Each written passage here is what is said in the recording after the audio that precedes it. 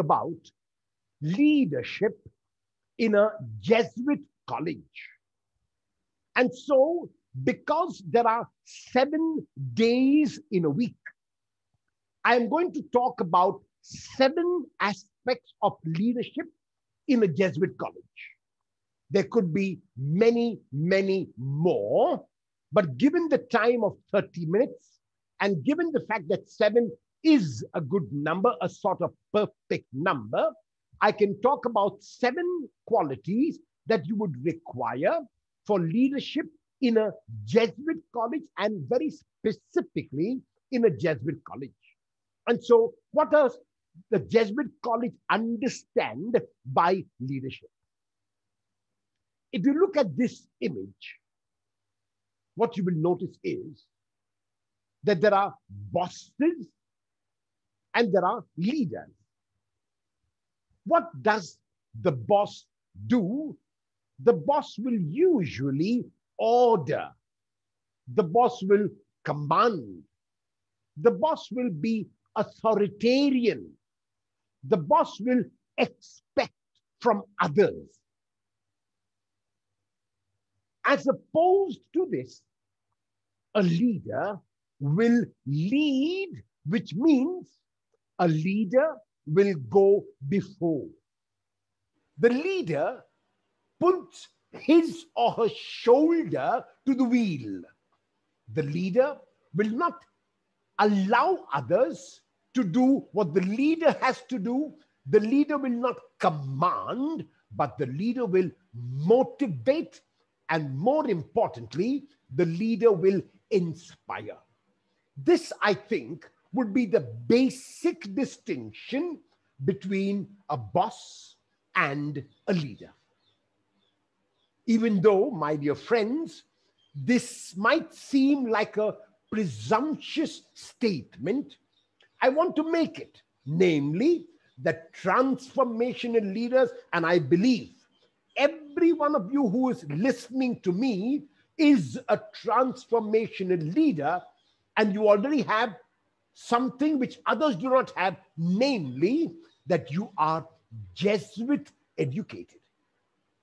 I would like to believe that every single person watching the screen would know who this man is. And if you do not know, because there is a likelihood that because given the COVID-19 situation, we might be so cooped up and so closed in on ourselves that we might not really know, this man is Pope Francis. He, at the moment, resides in Rome. And very recently, he came out with an earth-shattering encyclical. When I say very recently, more correctly, on the 4th of October. On the 4th of October, the world celebrates the feast of an individual named Francis of Assisi. Francis of Assisi, because this Francis, the earlier Francis, in the 13th century, notice the 13th century, and he's remembered even today, was a man who was so close to the environment that he would address the sun as brother sun and address the moon as sister moon. Can you imagine that he would talk with the sun and the moon? I'm talking about the 13th century as brother sun, sister moon. That is how close he was to the environment. And legend has it that he was able to tame the wildest of wild animals. Legend had it that a plant would begin to grow because of the words that he spoke to the plant. This Francis has taken his name from that Francis of Assisi. And so he also is very, very much concerned, and I would like you to take these concerns, namely about the environment, about violence in our world, about businessmen and women only accumulating and not giving, and primarily, he is concerned about the poor, the marginalized, the downtrodden, those whom the pushed away. And in our country, by and large, not only, but by and large, they are the lowest castes. Recently, I put up on my Facebook page that we must hang our heads in shame because of what happened in Hathras. It is a terrible situation, and there seems to be no response which is adequate yet. And you, my dear friends, as the young men and women who will take the country forward, have to be aware of this. And so the first quality of a leader in a Jesuit college, or even of a Jesuit leader, is what is known as self-awareness. There is a phrase in English which says, when I point a finger at my neighbor, there are 3 fingers pointing back at me. So you notice, if you move out and you point your finger at someone else without your realizing it, almost inadvertently, 3 will be pointing back at you. Now, this could be a beautiful image for self-awareness. What does self-awareness mean? Many of us are often concerned about our action, about our doing, about our work. And while that is important, what is more important, my dear friends, is your being, is your heart. In the book, The Little Prince, there is a little prince who comes from outer space and comes down to our planet Earth. And during his journey, he has dialogues and encounters with a number of characters. One of the dialogues he has is with a fox. And in one of those encounters with the fox says to him, I'm going to tell you a secret. It is a very small secret, and it is this. It is only with the heart that one can see rightly what is essential, is invisible to the eye. It is only with the heart that one can see rightly what is essential, is invisible to the eye. In other words, the being is where the heart is, where the inside is. My disposition, my frame of mind, my frame of heart, because my actions will flow from my being. And so therefore, you need to ask yourself every time, who are you? In other words, what is it which motivates you? What is it which inspires you? What is it which makes you get up in the morning? What is it which drives you? And in order to do this, I suggest that you make what is known as, in Formula One racing language, as a pit stop. What is a pit stop? And what do Formula One racers do when they make a pit stop? They make a pit stop for refueling, for servicing during the race. Notice, it is not after the race. The pit stop is during the race. And so during the day, you make your own pit stop. Now, I suggest this pit stop in 4 areas. Even though you possibly have heard the term SWOT analysis, SWOT analysis, I want to change that. SWOT is strengths, weaknesses, opportunities, threats. I don't want to use SWOT, but I want to use S for strengths. The first thing you do when you are reflecting on yourself, you're making this awareness of yourself, is what are my strengths? strengths? What are the wonderful qualities God has given me? What are the positive things which God has given me? My strengths. Who am I? And then within that, the challenges. Notice, I don't like to use the word weaknesses. I prefer to use the word challenges. What are the challenges that have come my way? And third, opportunity. So they are not hurdles. I don't look at hurdles. I don't look at obstacles. I don't look at difficulties. I look at opportunities to overcome those challenges. And finally, I make a resolve. So mine is not a SWOT analysis. It's a score analysis. That is, within the day, I will do it at least 3 times. And when are those 3 times? Morning when I arise. I do not ask you, my friends, to make long prayers. I do not ask you to make long meditations. This, what I am suggesting, exercise in self-awareness, if it is done 3 times, will take you about 5 minutes. So in 15 minutes of your day, 5 in the morning, 5 at noon, and 5 at night, you can once again rejuvenate yourself. Notice the word pit stop. You're refueled, you're serviced once again. And remember, it is done during the day, not after alone. So self-awareness, who really am I? What are the areas from the time I arose till noon? What were the areas in which I really came out so well? I was attentive in my class. I did what I had to do. I was focused.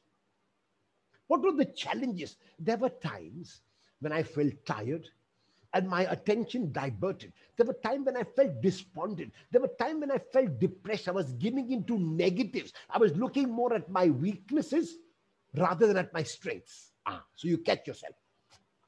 The opportunities are, the next time, I will not use the word weaknesses. I'm going to use the word challenges. You see, that's an opportunity. And I resolved to do that. So you notice, my friends, this self-awareness, if you do it 3 times a day, it's a wonderful exercise. No need to pray, no need to meditate. Simply do this 3 times a day. Let this be your pit stop. Let this be your refueling section. This word, ingenuity, means originality and inventiveness. And honestly, this session that we are having is one of the many examples of originality and inventiveness. What do I mean? I mean, all the colleges all over the world could have said, we cannot meet our students, so we cannot teach them. Let teaching be on hold. When we meet them in person, we will see. It is not possible to conduct classes online. We do not know computers as well. Now you notice, many teachers who were almost always retiring. As a matter of fact, I have already retired. Many teachers like me who have retired already are learning how to communicate classes online. As a matter of fact, I have my blog, I have my YouTube channel, I have my Facebook page, I have my Twitter account, I have my Instagram account, and I'm everywhere on social media. We just put Father Errol and you come and see me. So you got to be original, you got to be inventive. You do not complain. You're not a complainer. As a Jesuit student, you cannot be a complainer because you have the ability to see with new eyes every time. Now, why do you need to see with new eyes? Because if there is one constant, if there is one thing which is permanent, if there is one thing which you can be sure of, it is change. The Greek philosopher Heraclitus said this about change: you cannot step into the same river twice. That means change is constant. There is nothing that is constant except change. Everything keeps changing, including your own body. You might imagine, but in one day, what can change? The number of cells that can change in your body is millions. So remember this. And because change is the constant, what do you need? If you are to be a leader, you need creativity. And creativity, as I said, is the ability to see things newly. You need sometimes to have the courage to change course. I am going this way. I'm very fast. What do? Sometimes I need to slow down. And then I change course because this is sure to lead to destruction. And then I recreate. So ingenuity is the second quality. The third, I would suggest, notice my words, dream dreams. And you might say, does that mean that I must be a dreamer? No. It means you must be a visionary.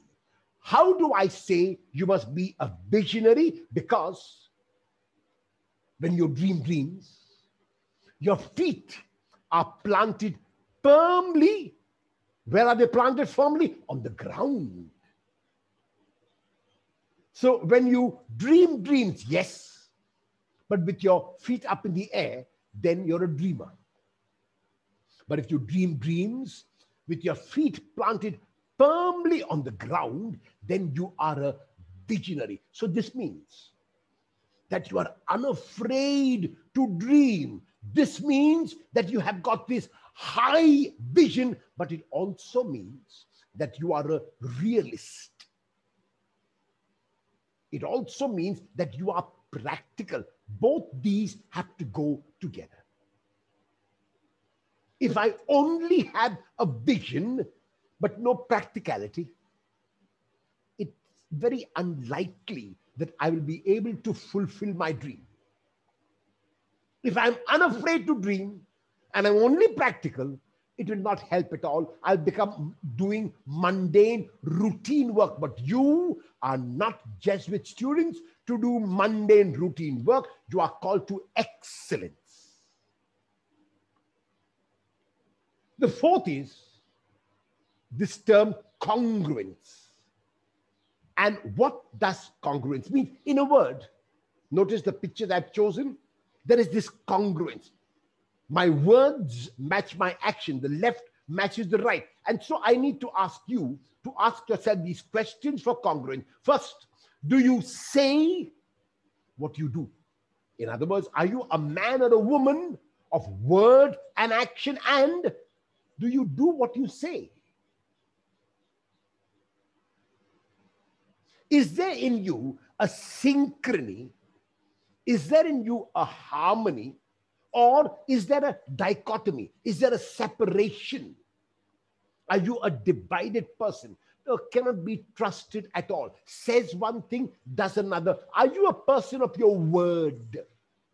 That means when you tell a person, I give you my word, the one who hears you says, I believe you. That is, can you be depended on? If you were to ask me, which of these qualities, if I had to pick one, just pick one of these 7 which you have given us, I would pick persistence. You know why? Because persistence means, अरे मी सोडणार नाही, मी कधी सोडणार नाही, एकदा धरलं म्हणजे सोडणार नाही. Persistence, perseverance, मराठीमध्ये आपण म्हणतो चिकाटीपणा. Chikati, I will stick, I will not let go. Notice the picture I've chosen. Notice the picture I've chosen. There is rock, there is star, there is no scope at all of a plant. For God's sake, where is a plant going to come from in this star, in this rock? That's the meaning of chikati.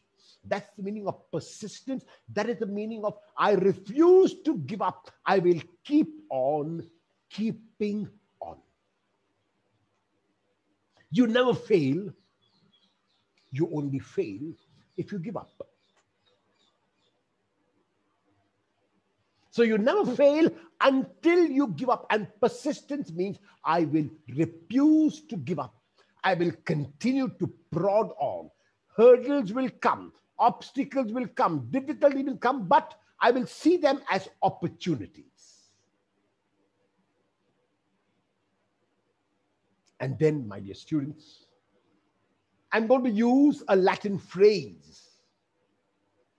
And this Latin phrase is pronounced in this manner: ad maiora natus sum. Ad maiora natus sum means this is who you are. And I believe that this is who you are. You are born for greater things. Now notice,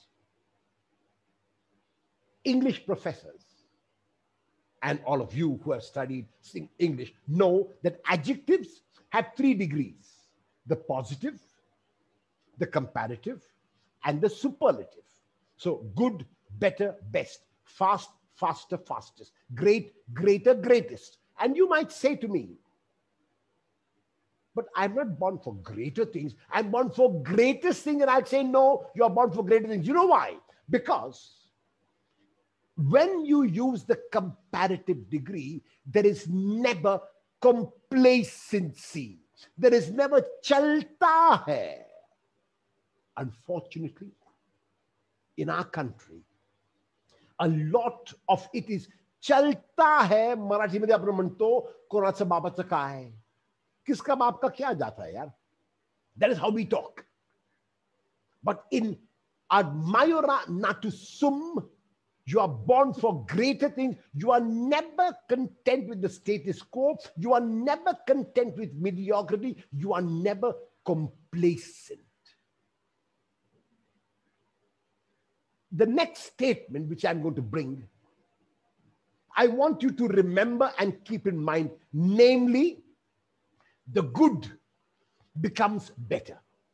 Notice, the better doesn't become best. The better becomes better still. And the better still becomes still better. Notice.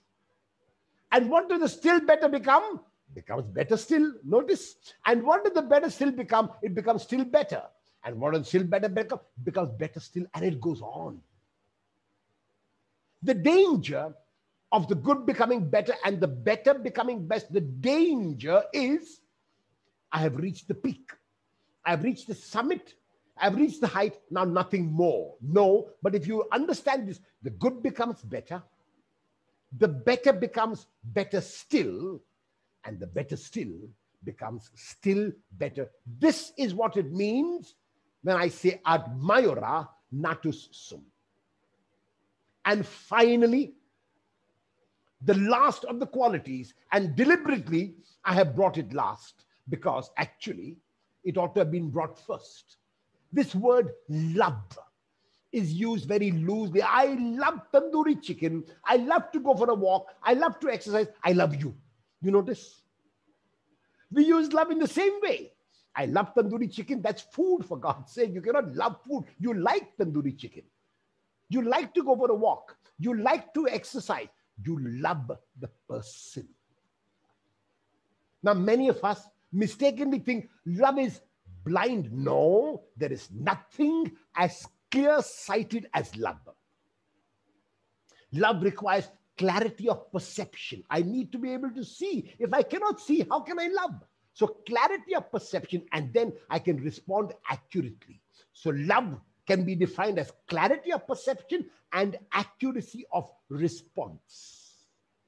And therefore, love means, translated by me, a positive attitude towards my companions and towards others. It means that I am able to look at you in a positive way. Surely you have your weaknesses like I have. You have your frailties like I have, but I will try to focus when I look at you at the positive. Then love also means I trust. Now trust is a tremendous, tremendous feeling. When you trust someone, in most cases, listen to me, in most cases, they will respond to that trust. If you are an untrusting person, it's very likely that you don't trust yourself.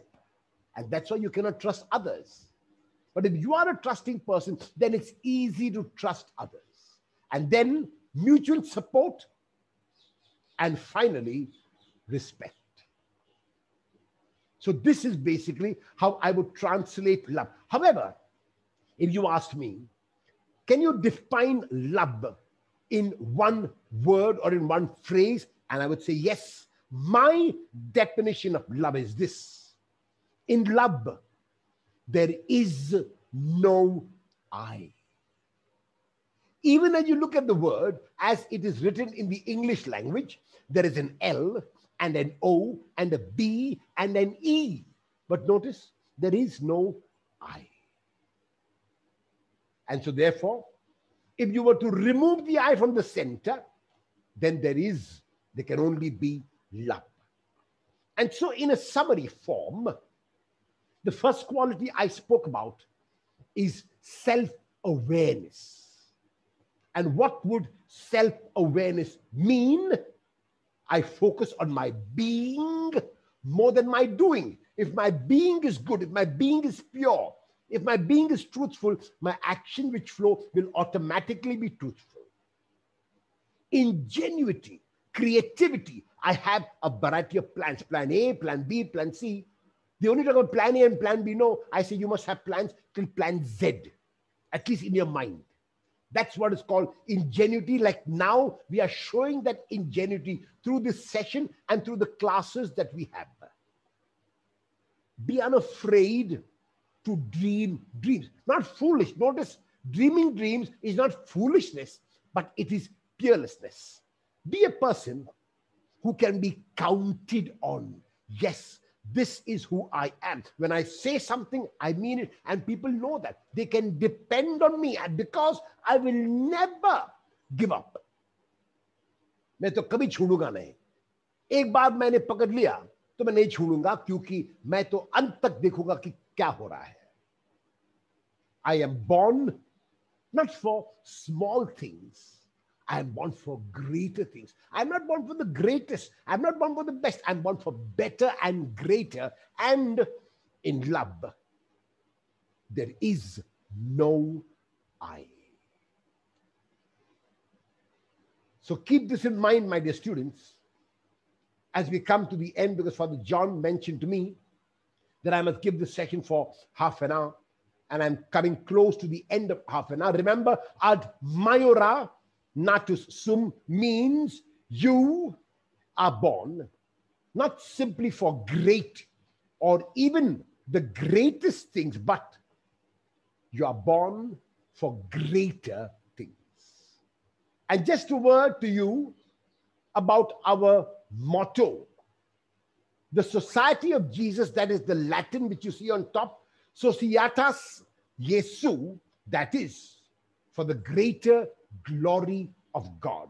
Societas Jesu, for the greater glory of God. That's the Society of Jesus. Societas Jesu means the Society of Jesus, and our motto is not the great glory of God, not even the greatest glory of God, but the greater glory of God. Now, there are some who might say, but why God? I don't believe in God. Okay, if you don't believe in God, I say, may the force be with you. Thank you very much for your attention. It is exactly half an hour since